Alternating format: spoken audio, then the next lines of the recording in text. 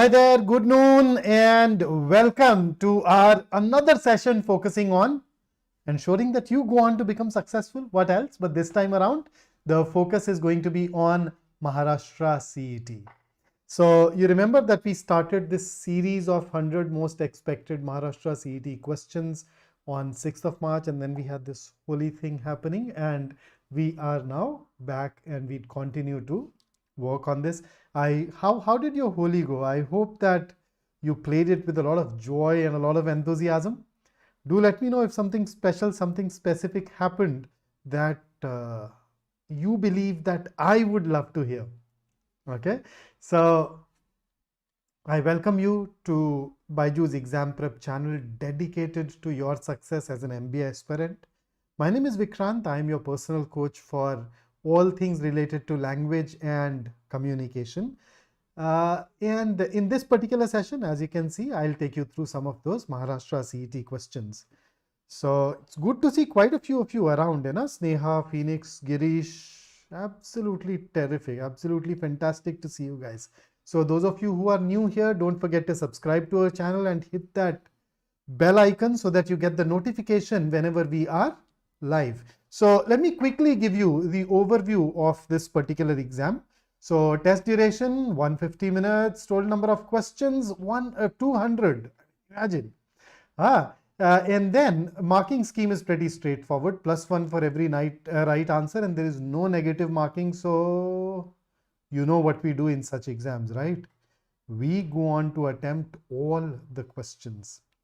Okay. This exam basically, just like the other exam that we talked about, remember CMAT, this also has 5 sections. So you have logical reasoning, abstract reasoning, quantitative aptitude, and then verbal ability and RC, 4 sections. Now within logical reasoning, you also get almost around 20 odd questions right here that can be termed closer to language. So, you know, questions that ask you about inferences, assumptions, cause, effect, all those things, syllogisms. So this segment may also have a lot of those question varieties. And within VA and RC, I think it is more or less a fairly standard exam, where I'd say that the difficulty level is a little on the lower side when we compare it to exams like CAT and XAT, but it asks you reading comprehension. It gives you a lot of grammar based questions which are predominantly focused on error identification. Then there are these vocabulary based questions where, you know, synonyms, antonyms, foreign expressions, idiom phrases, all of those. And then you have fill in the blanks, and the fill in the blanks in Maharashtra CET can at times be a little unconventional. I will show them to you today.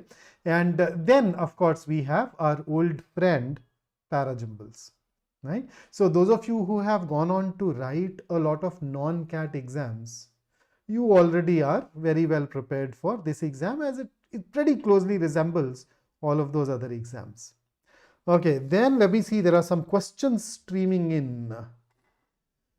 Having trouble remembering words, can there are these dedicated sessions that we have taken, but here is this one simple little tip.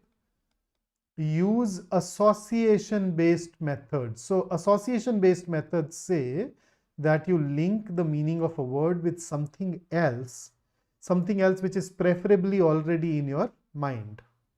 So it can be a root, so it can be some other word, it can be an image, a sound. There are times when you can go ahead and learn root words, right? And all those things basically go on to help you when it comes to retaining those words. Fair enough? Okay, then let us dive into our questions first, and as the session progresses, I'll just try to answer more and more of your concerns. So here you go. Question number 1 on your screen, and this question is going to be based on grammar. So you notice there is a sentence that is divided into 3 parts, A, B, and C. If there is no error, go ahead and choose D as your answer, and your time for this question starts now.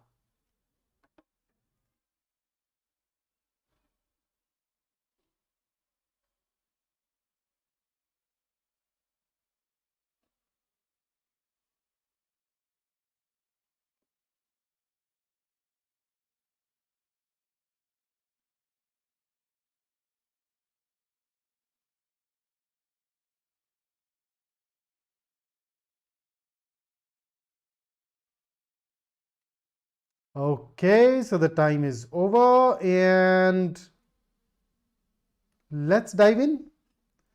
So the correct answer here is option A. It should be everything was going well. You notice the rest of the sentence. We did not have any problem at that time. So we are very clearly talking about the past, and therefore in part A, we should not have gone on to use a verb from the present. It should be a verb from the past.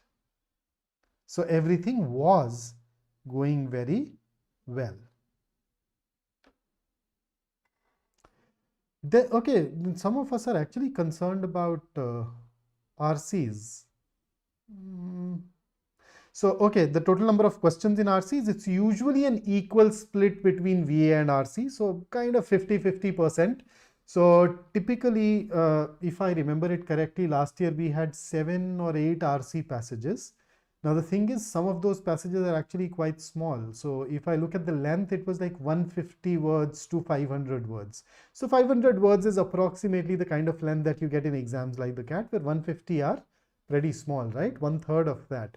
So, if you are concerned about tackling RC questions because you have less time, well, I think if you have been preparing for all these exams, I'm sure your faculty members and your team that you have built around to prepare well has emphasized the fact that you need to learn to read fast, read for overview. Then you can always prioritize those passages on the basis of your level of familiarity with the subject matter. So hopefully those things should help. Yash, we are focusing on Maharashtra CET today with, we don't even have 10 days to go now. So I think a basic strategy for VRC will not be a right thing to talk about in this session, but we do keep conducting these sessions where we talk about VRC in great detail. I think I'd be taking one such session on the 18th on our app if I'm not mistaken. Well, let us see. Crazy Ajay, read the passage first. Milind, read the question. So we are going through questions. Let's do one thing, okay? Let's go through the practice questions that I have for you for the day. And then the challenges that emerge, talk about those challenges with me towards the end, and I'd basically go ahead and answer these. So I was really very happy that quite a few of us have gone on to get this right. And then Abhiram, when you say verbs third form could not go, which segment were you talking about? There is no third form here, no? Okay, taking you over to the next question. Okay, Business Maestro, is MBA CET? Yeah, Business Maestro, let us see. Will MBA CET be postponed? I don't know. Can it get postponed? Yes, but do we know it? No. So until the notification does not say, until we have official communication, let us assume that the exam is going to happen on 18th and 19th, and see, come to think of it, exam may or may not get postponed. Now, if you believe that exam will get postponed, and it does get postponed, then it is all right. But if the exam does not get postponed, then you would struggle to perform. On the other hand, if you prepare for 18th and the exam happens on 18th, great, you're prepared. If the exam gets postponed, you get more time to make yourself even better. So which one of these two scenarios is better? To believe that it will happen on 18th and prepare accordingly. See, we are doing that. Okay. So here is the next question for you on the screen. What do you think is your answer for this question?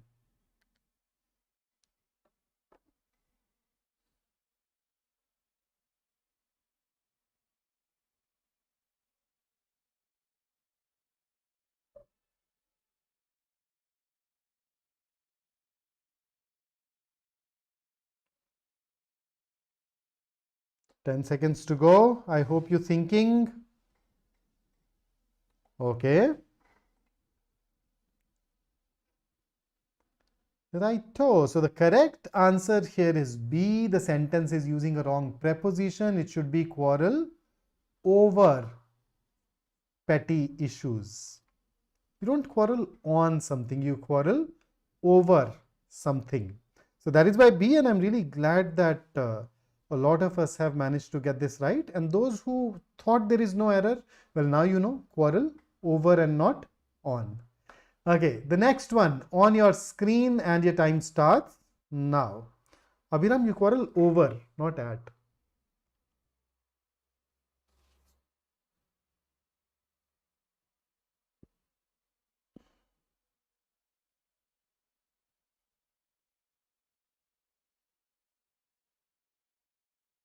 Ooh.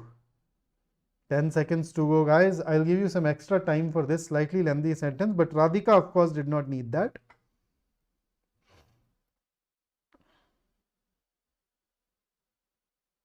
Give you some more time to catch up.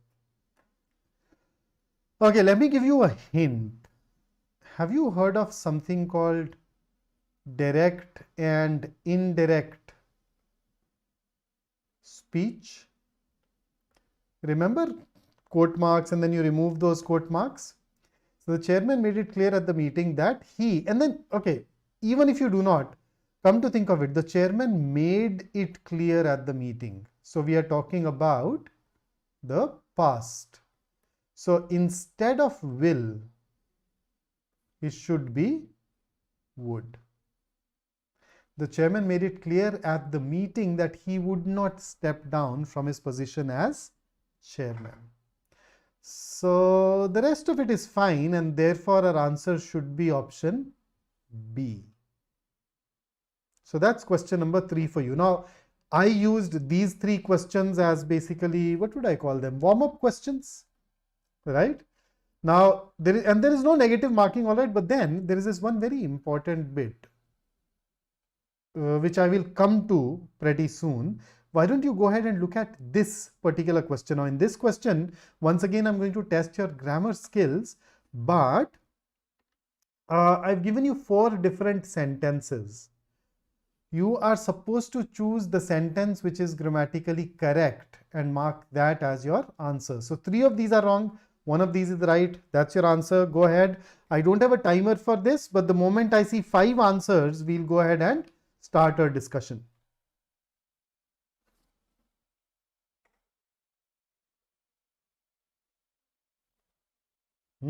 Answers, guys, answers.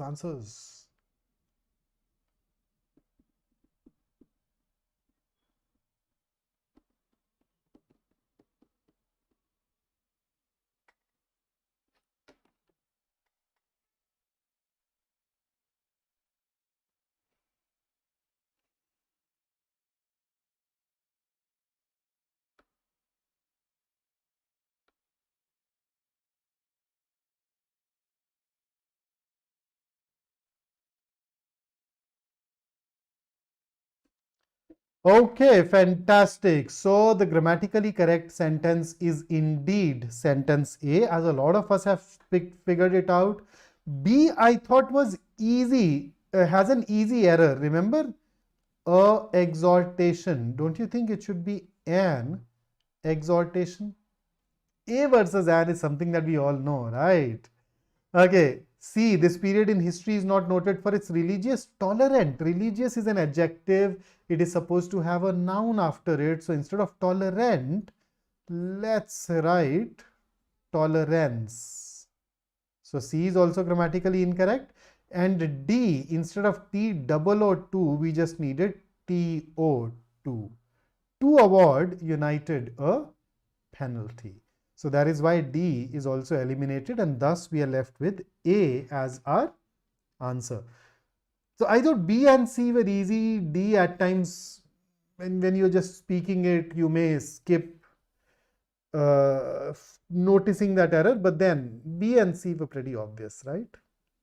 Okay, here comes the 5th question. From here on, we will follow the exam pattern very closely.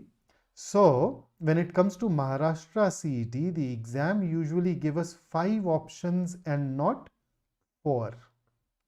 So I just used the first 4 questions as warm-up so that you are able to focus more on grammar. But from this question onwards, we follow the exam very closely, and there are going to be 5 options just the way we get these in the exam. So here is your fifth question. You've been given a sentence with an underlined part, and you need to choose the best replacement for it. Your time starts now.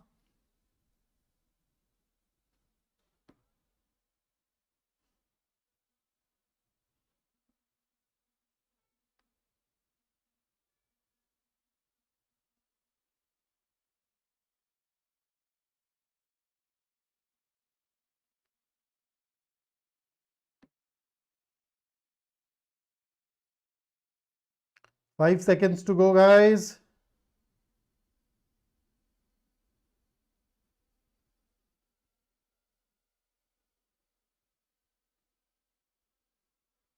Okay, so let us see what you choose.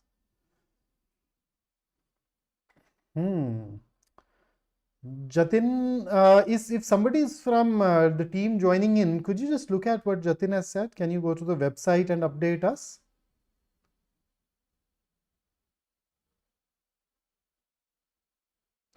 Okay, guys, so question number 5.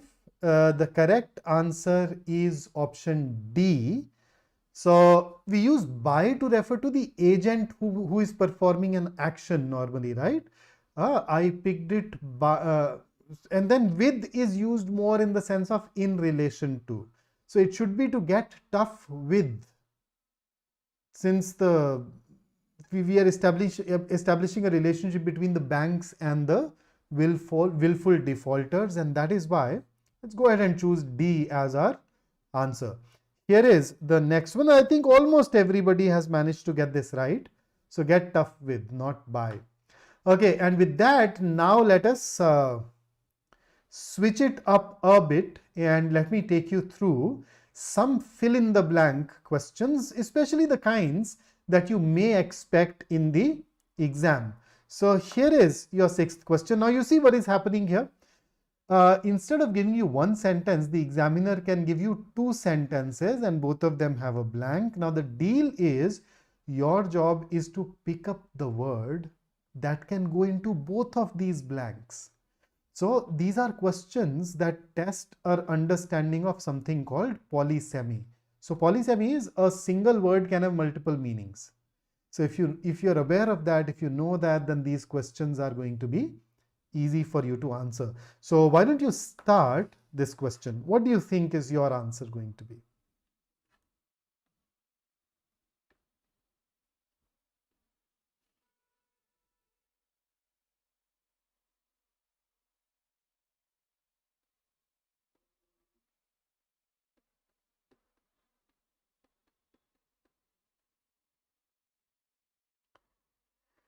Five seconds to go.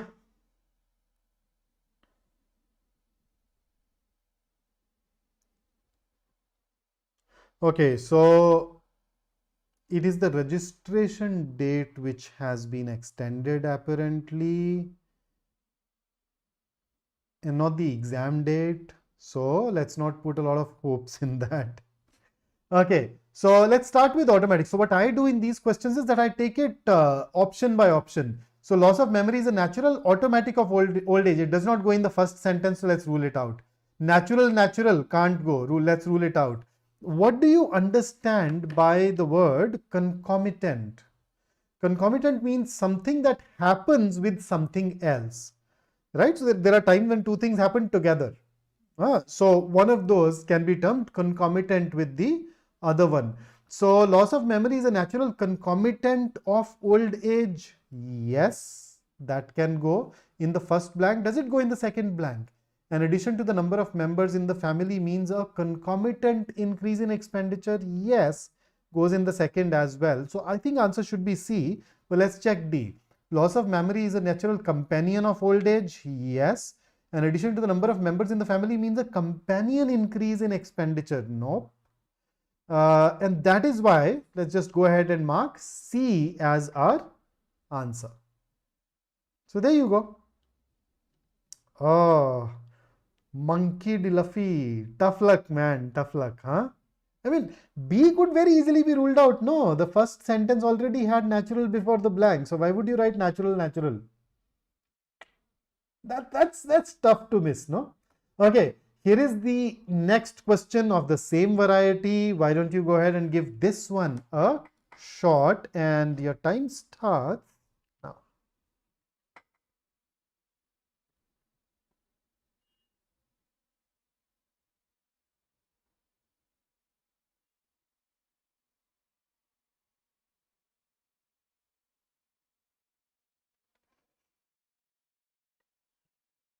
Okay, answers to 7th now.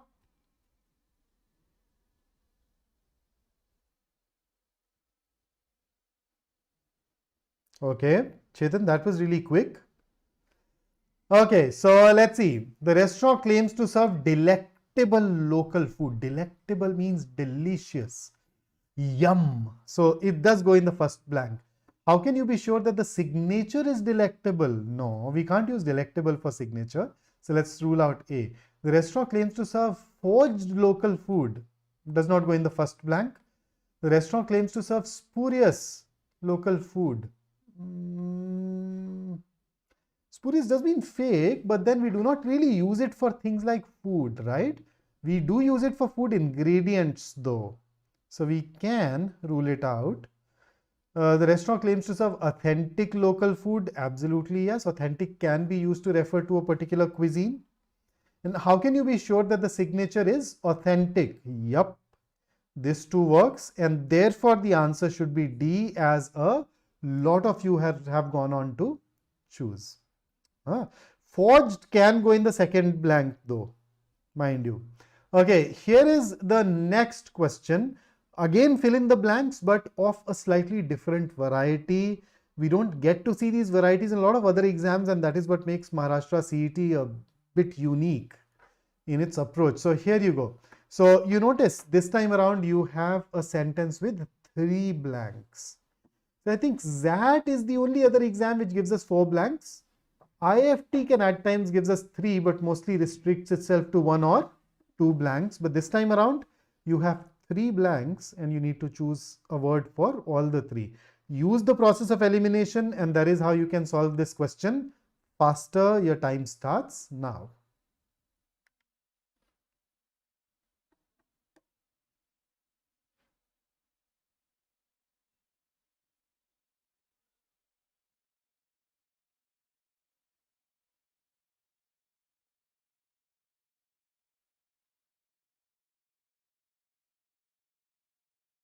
Ten seconds.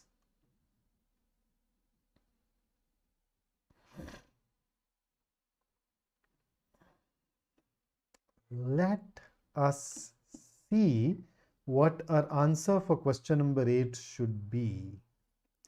Okay, so let's take it blank by blank. A crippling foreign exchange crisis, yep, goes, which has resulted in an acute shortage of fuel, yes. Spiraling prices, yes, all the 3 go. So I think we found our answer here. Some of us have also picked up B, so let's look at B. A crippling foreign exchange policy can go, which has resulted in an acute abundance of food. So you notice crippling is a negative word. So if your foreign exchange policy is negative, why will you have an abundance of fuel? That's one. Number 2, acute is also in this particular context going to be a negative word. So abundance will not work here. So we can rule out option B. Crippling foreign exchange reserves, which has resulted in an acute severe of fuel. Acute is an adjective. Where is the noun? Severe won't go. So C can also be ruled out.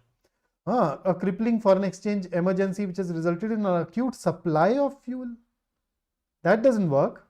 So even D is ruled out. So I hope I have marked, I've told you why B, C and D are wrong, because I saw some of us who've gone on to choose that. And with that, let's dive into our next fill in the blank of a similar variety.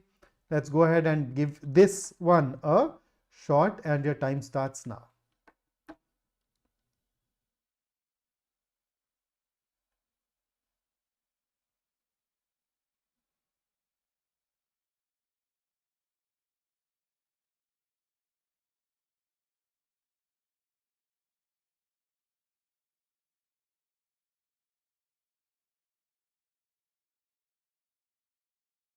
Okay, 5 seconds to go, guys.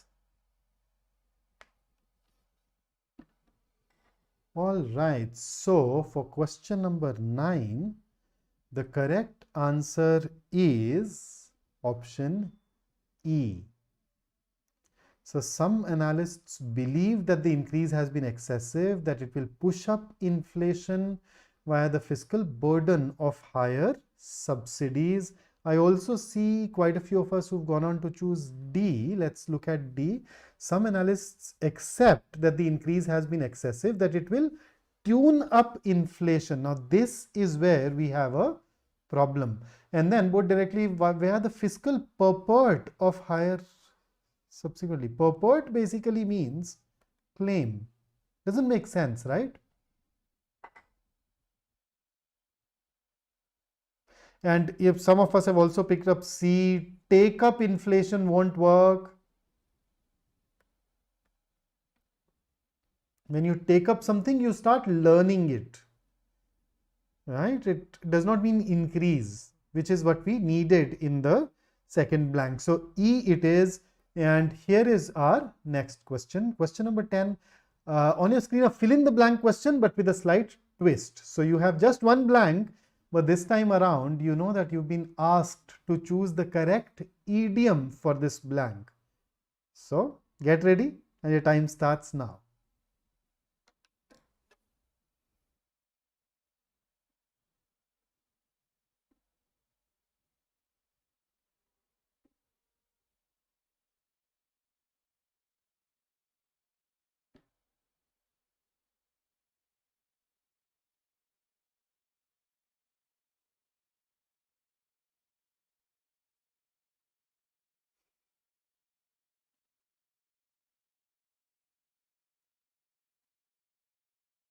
All right, so the correct answer here is going to be option E.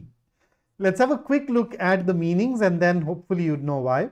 So the first one is play the devil's advocate. Now, a devil's advocate is somebody who pretends, he's not in reality against, but somebody who pretends to be against an idea or a plan that a lot of other people support. So he pretends that in order to ensure that people consider or discuss that plan in great detail. So that's what playing the devil's advocate means. Then you have the next one, throw in. Throw in the towel means to surrender or to give up.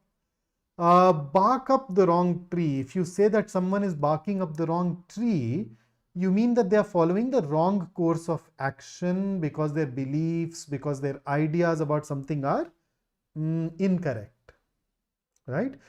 Drop the hat. We do not have any such idiom. Take the bull by its horn means to do something difficult in a brave and courageous manner. Now, if I look at this, she decided to dash and tell him to leave. Now, it's usually, for a majority of us, it is difficult to be candid. It is difficult to tell somebody to leave straight away. I mean, when was the last time you looked at somebody and said, get lost? नहीं चलता ना अपने को इतना. So, कुछ negative चाहिए था जिसको करने के लिए थोड़ी effort, courage चाहिए हो. So, that is why I'd say we'd go ahead and pick up E. And she decided to bark up the wrong tree. There is no course of action being contemplated here, no giving up happening. D is not even an idiom. And between A and E, I think E is definitely more appropriate. So that's about fill in the blanks. Now these questions, this particular exam also has parajumbles, right? So let's go ahead and solve a couple of parajumbles. I will give you the directions manually because I was not able to fit them onto a single slide. So what you see is a parajumble where the first sentence is fixed. Your paragraph starts here. A, B, C and D, these four happen to be floating. So you need to arrange these four after the first sentence to make a coherent paragraph out of it. And your 5 options are available down below. There is no timer, but the moment I get 6 answers is the moment when we will start our discussion. Okay.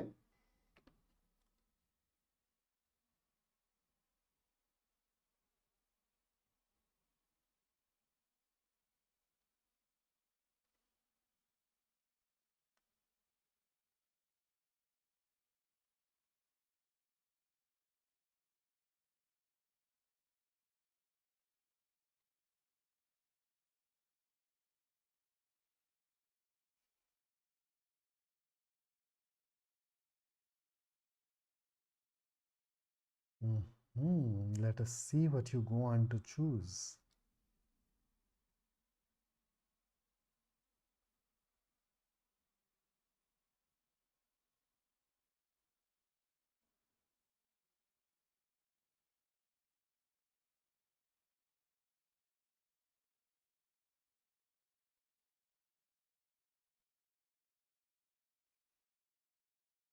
Okay.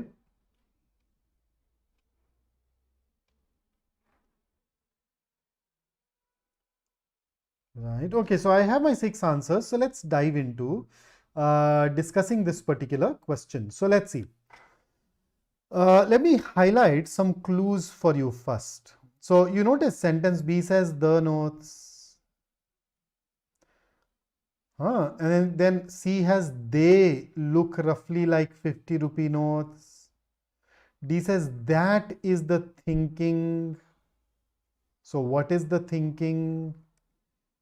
But then you notice 0 rupee notes. The moment I see this, I can definitely tell you that sentence C and sentence B should definitely come after D. So any sentence where C and B come before D will not make any sense. So B has the notes. C is talking about they look roughly like 50 rupee notes. So those 0 rupee notes, right? So option A, B is before D. Option B is fine. Option C is once again B before D. Option D, C before D. Option E, okay, option E. So DB versus BD.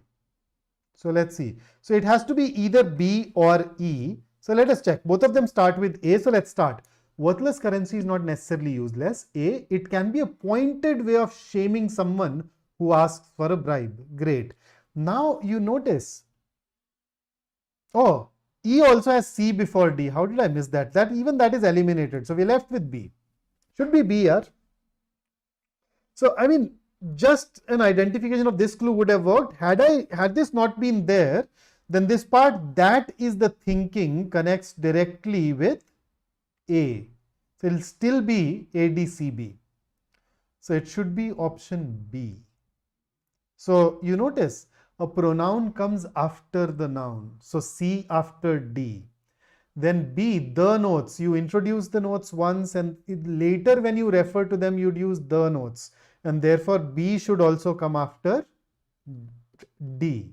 And the moment we identified this, the moment we figured this out, we could eliminate options A, C, D and E and zero in on B. Okay, so here is your next parajumble. Go ahead, make a switch and dive into this now.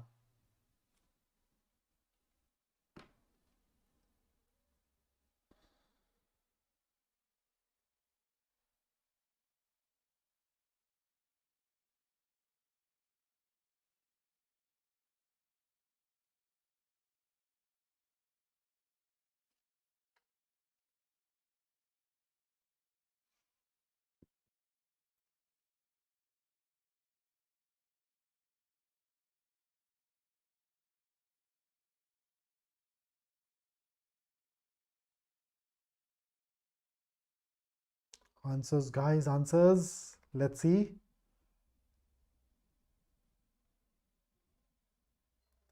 Okay, Vaibhav has given me a couple of answers. I am assuming it is for this particular question.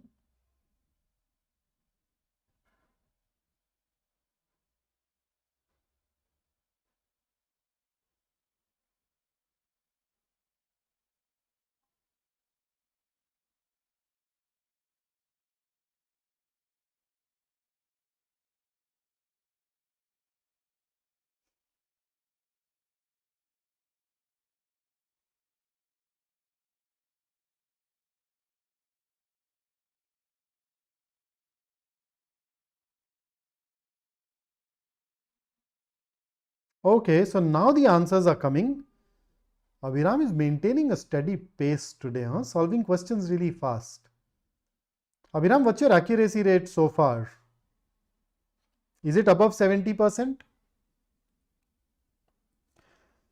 Okay, so the correct answer here, let us discover it together. one of the traditional arguments in favor of a free market economy. So since a lot of us were struggling, let's look at it. So you notice A, such a system, such is a clue. They say, they is a clue. B, that is used to reiterate, state something using a different set of words. This is a pronoun. Nevertheless is used to show contrast. So sentence number 1, which is fixed, this talks about arguments in favor of free market economy, tangible incentive. And if you look at sentence B, this is a reiteration of sentence 1, and that is why you need to have 1 plus B. But then the rest of them are contradictory. So in order to introduce that contrast, you need to put D immediately after B. So nevertheless, some economists and political philosophers have contended that the capitalist model is inherently flawed. And let's see if we can find our answer. Do we have BD at the beginning anywhere? Yes, it is there in option A. So that's going to be our answer. And even otherwise, if you extend such a system, they say, now this they refers to economists and political philosophers, should come after D. And this basically expands on the thought. It is inherently flawed. What is the flaw? Creates winners and losers. Why does it create winners and losers? This is because. So you see that? So it should be, the correct answer should be option A. All that we do is we look at the various clues and then using each one of those clues. So the moment you've identified a clue, use that to establish a connection with some other sentence. The moment you see that connection, it can be a sequence, it can be a mandatory pair, use that to eliminate options. So if you're left with just one option, great. If you're left with more than one options, come back, pick up another clue, use that to eliminate the options. Guys, and if you think that the session is helping you so far, don't forget to give it a like and do consider subscribing to the channel if you have not. And with that, let's switch over to our next question, question number 13. So that's about parajumbles, but I think some of you would probably benefit from additional practice. So the accuracy rate in these two questions in general has not been very high for our group. So make sure that you go back to the drawing board, look at your technique, learn to identify those clues and then solve them. So for the next 7, 8, 9 days, 9 days, why 7, 8, 9? 9 days, make sure that you sit down that you solve 10 parajumbles every day and learn from those mistakes. I'm sure within these 9, 10 days, you're going to be phenomenally better. Okay. So it's just like a puzzle. The clues scattered around in various sentences. You're supposed to use those. If there is a lot of demand, if a lot of you think that you need more practice for parajumbles, we would love to schedule another such session for you. I can probably record one and upload it. Let us see. So here is your next question, but it is not a parajumble. This time around, I'm going to test your understanding of idioms. So my goal in this session was to ensure that you get exposed to those question varieties that you normally do not get exposed to, right? So here is your 13th question. Your time starts now.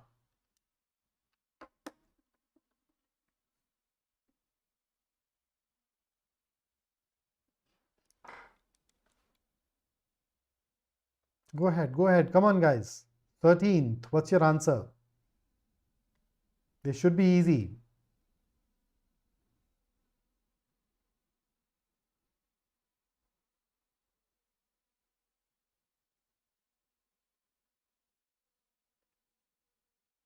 Absolutely, yes. I think Dhwani has definitely managed to get it right.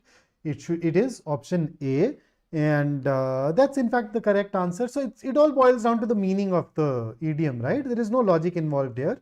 So originally the idiom used to be as thick as two thieves, as it generally describes a relationship between two people. So here the word thick is used to suggest something like intimate, familiar, closely allied, right? So that is why we basically go ahead and choose A. So nothing to do with thief thieves or theft here, whenever you're very close to somebody, you can use this expression. So a lot of people say BFF, right?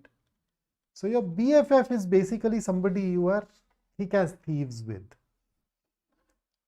Divya, can you elaborate?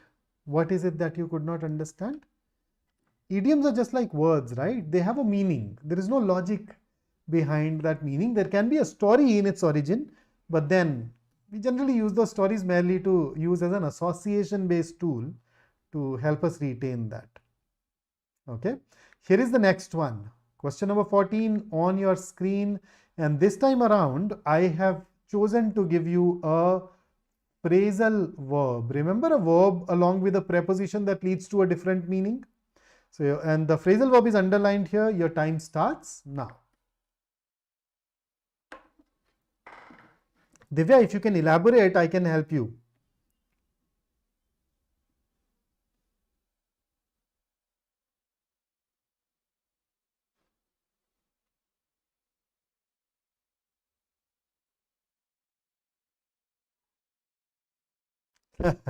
Divya, yes, it can come from anywhere. There are times when it moves very far away from its origin story. That is why I said that there is no logic here. We just need to learn. We just need to retain that. Okay, guys, the correct answer here in this context will be B. That's going to be a best answer, so to say. So, went off is the past form of the phrase go off, right? So go off has a lot of different meanings. One of the meanings of go off is to blast, but then in the given context, the closest that you have is dislike. So basically, when you stop liking someone or something, or when you stop being interested in someone or something, then you can use the phrasal verb go off. For example, I went off burgers when I got food poisoning from a burger that I picked up from a takeaway. So I went off burgers, stopped liking them because they led to food poisoning. I went off Puneet when he said those dreadful things about Anita. So I went off Puneet because I stopped liking him. So that's one of the ways in which we use this. There are a lot of other meanings too. Remember, the interview went off smoothly. That's correct. A bomb went off in a distance. That's correct. But then this is one of those lesser known meanings of went off that I basically tried you with. Jatin, what do you think when the exam is going to happen? 18th? 19th? I firmly believe that.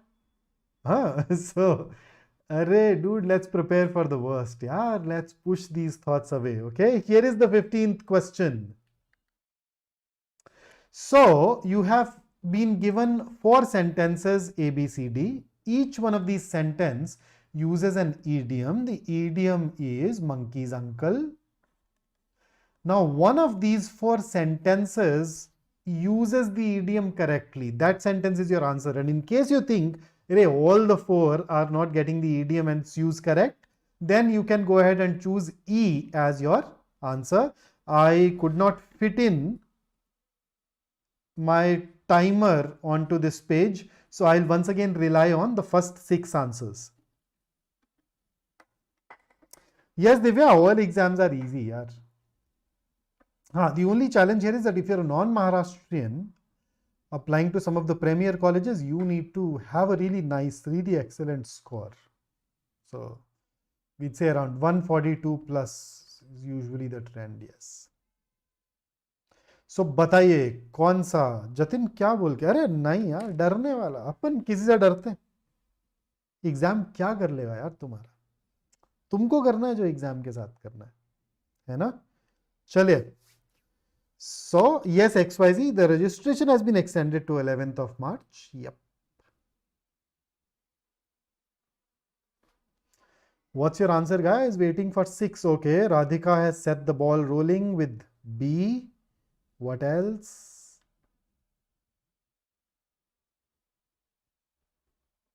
और बताओ, और बताओ, और बताओ. What else?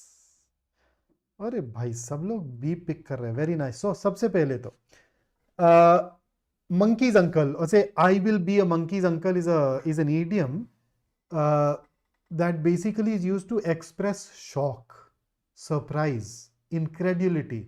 You know, when you want to say, I don't believe it. So that kind of a thing. So A is incorrect because it is treating it as a proper noun, as a place. No, won't work. B is at least using it in a grammatically correct manner. In C as well, you notice monkey has been turned into a proper noun. So you can eliminate it.